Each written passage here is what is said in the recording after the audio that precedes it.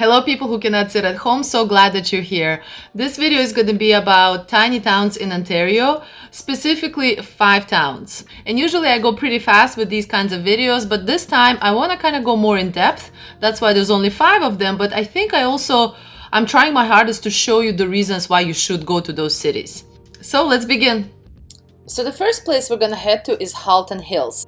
I'm calling it Halton Hills, but really I have heard people call it Georgetown, and also another town name is Glen, Willams. I think it's just an area where there's a bunch of smaller towns, but I'm gonna call them here Halton Hills. So the very first location is the Main Street Market, and down below I'm also gonna link all of these locations. So this Main Street Market, I think it's only been open for about a year, maybe 2 years at most, and it is a gorgeous place. We actually spent about an hour here. So first they have a bakery. They had a really great carrot cake, and they also had a variety of just different lattes, and I got a chai latte and it was pretty great. The rest of the place is a market, and it's all kind of handmade, really beautifully made items.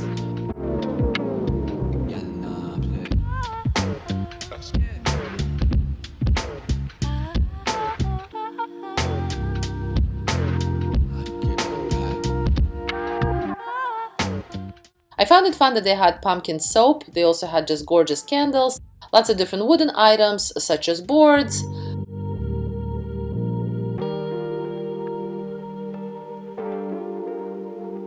And another amazing thing about this place is that outside, at least this was in the fall time, they have the just areas, I think it was 3 areas where you have the heat source, I don't know what it's called, and you can sit around it and just smell the fire. It was so pretty. I am sure it's probably still on in the winter. About 10-minute drive, you need to check out Glen Williams Glass. This whole section, by the way, this whole area has a number of artisans. And this is specifically glass gallery, gorgeous items, perfect for presents if you need any, or just to check it out. Glass has definitely always fascinated me. I've watched a number of shows about it, and it's always one of those things that I would love to do, maybe someday. It was lovely to see a lady over there working on a creation, so you can definitely also check it out. This was a Saturday, so make sure that they are open if you're going to be there on Sunday or any other day of the week. Once again, I'm going to link everything down below. And here are the art studios. There were a number of art studios. They were all open. You can wander around. Some of them are artists, some of them like more floral elements. Some of them were pottery.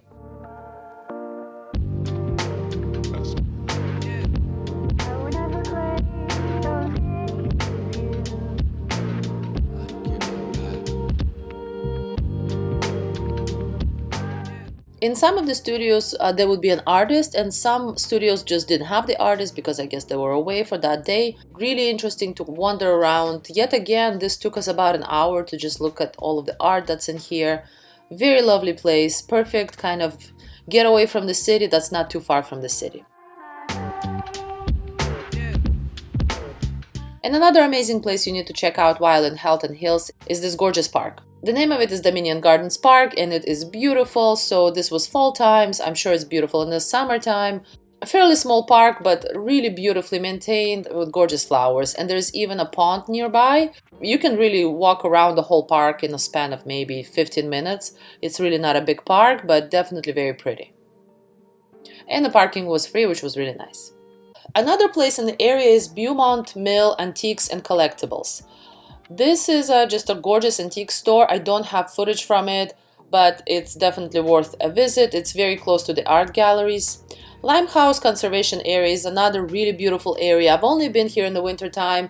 It has these cracks in earth. It's really beautiful. They also have this staircase that you can climb up. It's very interesting. I think there was a fee either for entrance or for the parking in the winter time, and for sure in the summertime there is an entry fee. Number 2 place that you need to check out that is a small town, which is I guess sort of small medium town, is Cambridge. Specifically, I recommend you check out their Gaslight District. This is a fairly new district that opened up, I think about, I want to say under a year. And it's sort of like, if you're from Toronto, it's sort of like the Distillery District.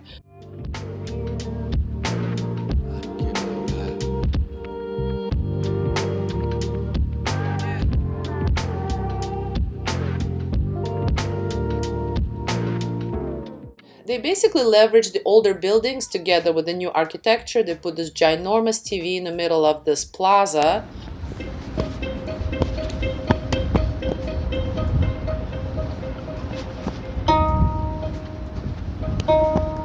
When you walk around on this main plaza and you step in these circles, there are sounds that go on. You can also sit in those funky looking chairs.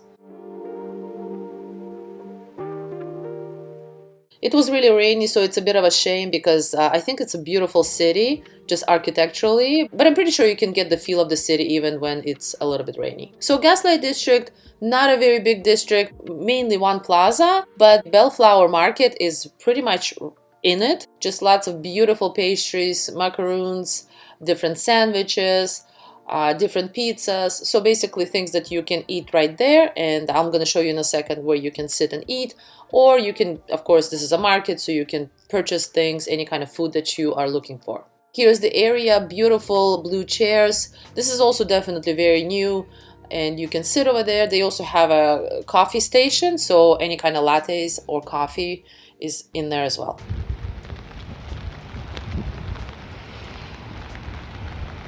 So over here we're just wandering Cambridge. I think it's a really beautiful city. So again, sorry that the weather is kind of gloomy, but just look at the beauty of it. They have a number of bridges. I think I counted about 3. The Cambridge Sculpture Garden was really lovely. They didn't have a lot. Maybe there was at most 5 items, or maybe I didn't see everything, but it was definitely lovely to check out. And overall, Cambridge has a lot of beautiful stores. I wanted to tell you about my new Weekend Getaways road trip journal. This just recently came out on Amazon. It's one of my books. It's all about weekend getaways, and I'm gonna link all of the information down below. And I also have, of course, my regular Ontario road trip journal, which is the spring and summer for daytime tripping, and my fall winter if you would like to go on a day trip in fall or winter. So over here we are at the Apothecary of Crystals. Amazing store, you have to check it out if you're into crystals, lots of items. And also I find crystals are a great present if you're looking for presents.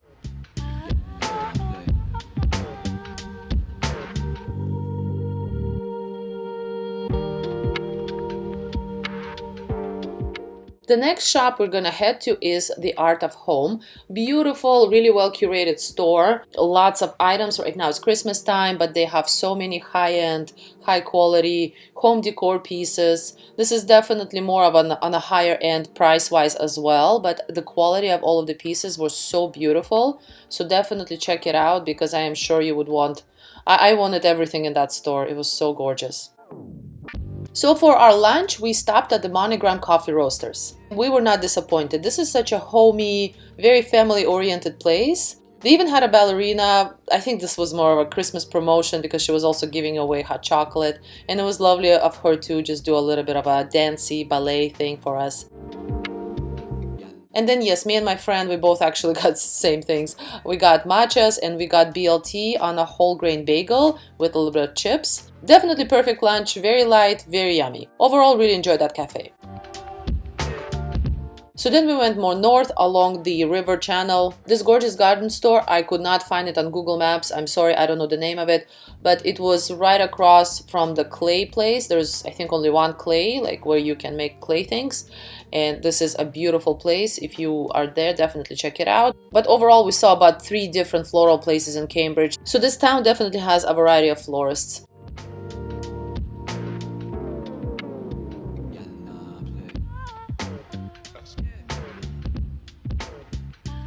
A beautiful area with graffiti.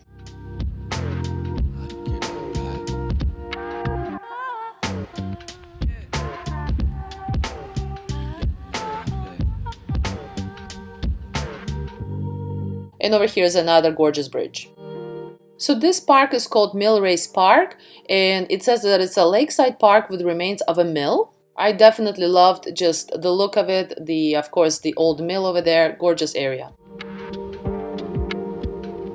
Cambridge Mill, there's a restaurant and it's also a wedding venue. They have an amazing brunch buffet. I think it's around $70 per person.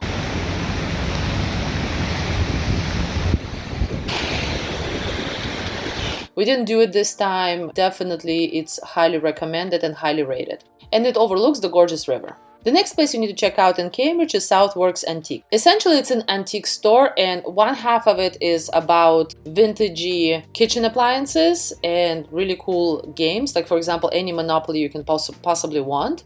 And the other section is a full-on antique market.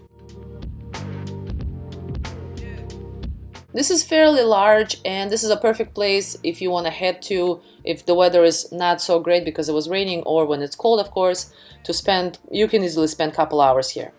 I found really beautiful handkerchiefs, and I really enjoyed these Christmas decorations.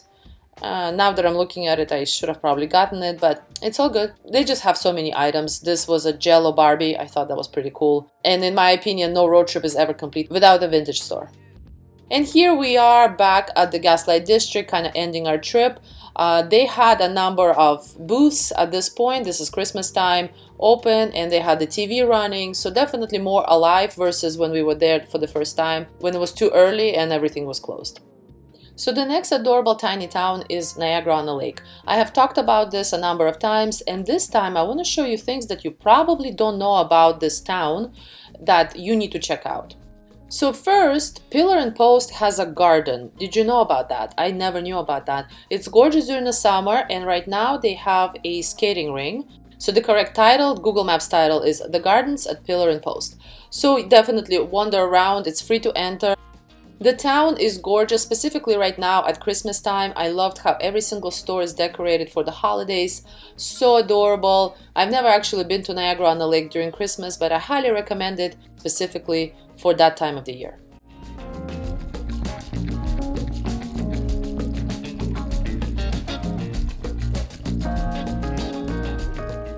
And now we're actually going to jump to Niagara-on-the-Lake in the summertime. So this is Niagara-on-the-Lake Golf Club. This is their restaurant.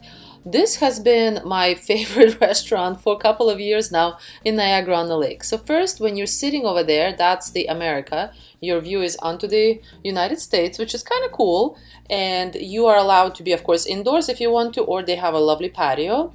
What I usually get is their potato, bacon, arugula pizza, and my mom got fish and chips. And actually, I really enjoyed that pizza. It's been a couple of times that I've gotten it, and it's really good. And overall, the food is great, the service is great. And I just love sitting kind of on the edge of that cliff, looking over the water and the United States. I think it's a beautiful gem of a place. Another place you need to check out is Mississauga Fort. This is not really well known, and I actually only discovered it this summer. And it's actually really cool. So it's free to enter. You need to pass through the Niagara-on-the-Lake Golf Club. So just watch out for, balls.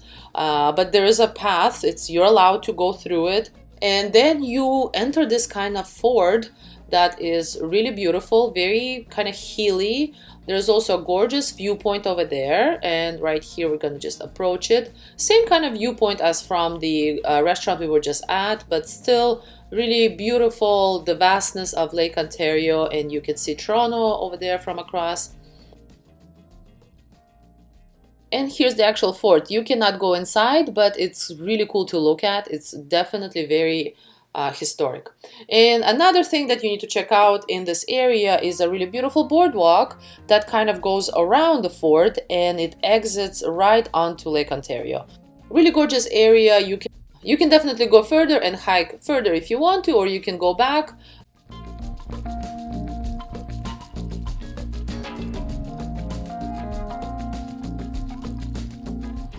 And overall, I really enjoyed Niagara-on-the-Lake's houses and how adorable they are.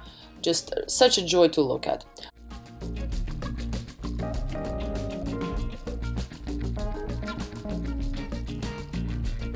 Living Water Wayside Chapel is a very interesting chapel in the sense that it's claiming to be the smallest chapel by the Guinness World Records, yet there has not been a confirmation that that is indeed the smallest chapel. But regardless, it's a beautiful chapel. Check it out. It's definitely very small, but very beautiful. And one more thing you need to check out is Niobe Lavender Farm. This is their new location. At least before they were in a different spot, and now this is a new location. This is the first year that I've seen them be in this area. And what they have is, of course, they have the lavender during the lavender season. But we caught them in the end of the summer, fall kind of season, and they had the most amazing flower picking experience. The price was really, really good. It was $10 for that whole basket, and you can, you know, fill it up with as many flowers as you want. And it was such a beautiful experience. They had such an amazing variety of flowers.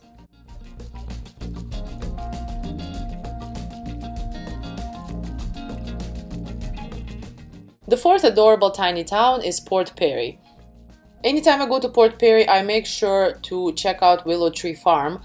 In this video, we were here, of course, for the Halloween time, so they had a ridiculous display of pumpkins. It was so much fun to just be part of it and check it out. And what they also have, and this is totally free, is animals. They have farm animals such as pigs and rabbits and goats kind of wandering around, and it's so much fun to check it out. Completely free, as I mentioned, especially fun for the kids.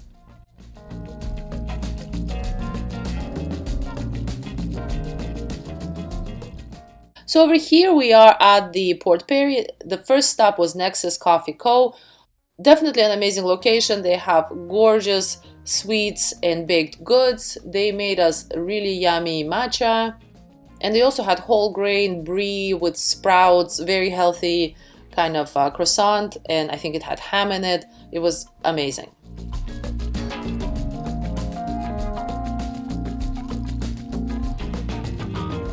Definitely a great place to stop over when you're in Port Perry. So Port Perry mainly has this one kind of long street, and it has so many shops. Another great shop is Hank's Pastries. These guys are of course more about pastries, but specifically for them I highly recommend their donuts.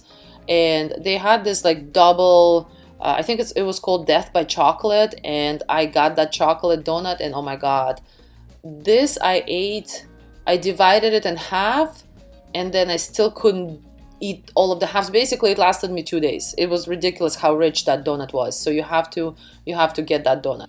Brock's department store, I think it's one of the oldest in Port Perry stores. It has everything. It's a huge store, and when I say everything, I mean good quality things, really well picked. My favorite part was probably their sneaker and shoe collection and boots, and the prices were definitely decent. Branching Out is a really cool floral shop in Port Perry. Of course, if you need any kind of flowers, this is the perfect place to get them. But they also have a whole market with kind of floral things, perfect for presents or just any kind of home decor that you need. They had like local vendors and cute toys and candles and things like that.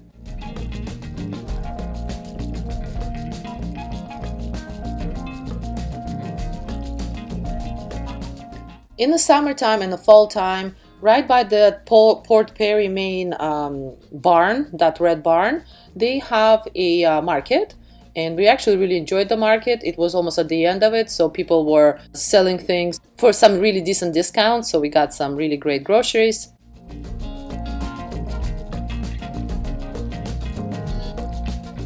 And another place that you need to check at Port Perry is Old Flame Brewing. This is a really lovely, again, it has this like homey feel bar, and they also had live musician there when we were there, totally by chance. I was actually very surprised that that was happening. We got a charcuterie board, and then the music came on, and it was so much fun. His name is JJ Thompson. I'm gonna link his Instagram down below. Very cool, talented guy. I, as a joke, said that I want him to play Taylor Swift, and he did. It was pretty awesome.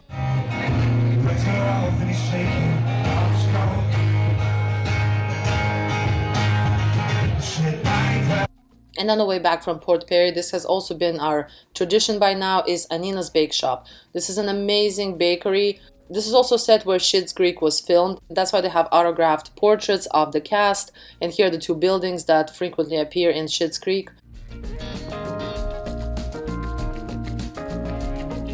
Overall, just a really great intersection to check out. I got Jamaican patty. It was actually really good because I didn't want any more sweets. It was already a very sweet heavy day. I definitely recommend their Jamaican patty or any of their baked goods. And the last amazing tiny town is Shamburg. This is, I think it's about an hour from Toronto. It's going north. I also discovered it fairly recently. It's not a really big town. It's again mainly like one big street. Highly recommend this. One of the places is Leonardo's Pizzeria and Smokehouse. We were actually there when they had like a caricaturist in their patio just drawing my mom. It was pretty awesome. Been here about 3 times, and each time it's amazing food. Over here we got the Montreal smoked meat sandwich. Before we got their Portobello sandwich. It was amazing. They just do this magic with the smokiness of the flavors. It's so good. Then there's the Cafe 307 right next to Leonardo's. Definitely a great cafe. Over here is a beautiful home decor store, Vintage Peony. Definitely check it out. And overall, the town has a lot of really cool places and really cool cafes and home decor and craft stores. I would say anywhere from 10 to 15 stores for sure. And definitely it's best to go here on a Saturday versus Sunday, because a lot of stores, especially in tiny towns, do close on Sunday.